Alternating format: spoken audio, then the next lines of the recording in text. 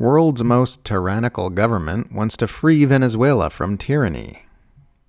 President Trump has been holding talks with top advisors this week regarding potential U.S. attacks on Venezuela in order to bring about regime change in yet another oil-rich nation. As the Western political media class frames Venezuela's President Maduro as a dictator who must urgently be removed from power, it is worth noting that any U.S. military operation to remove him would be taking place directly against the will of the American public. A recent CBS News poll found that 70% of Americans would oppose the U.S. taking military action against Venezuela.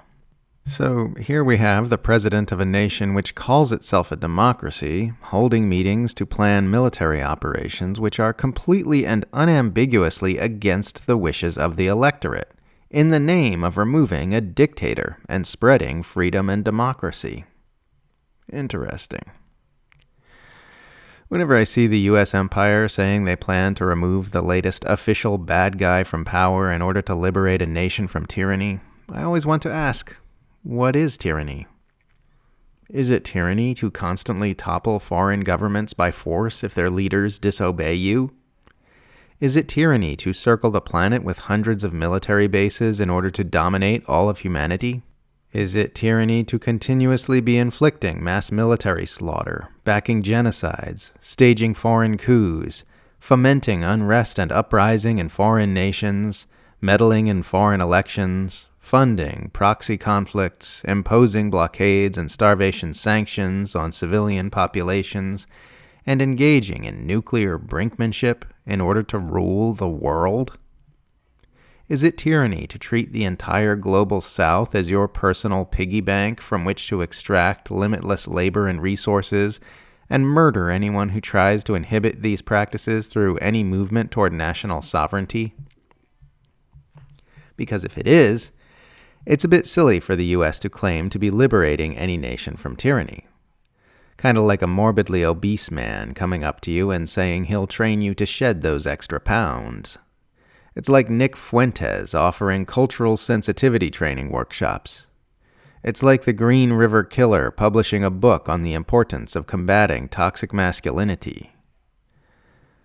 The U.S. empire is the most tyrannical power structure on Earth, by an extremely massive margin. There is no close second place in contention. Nobody else is brutalizing and terrorizing the entire planet into compliance with its dictates.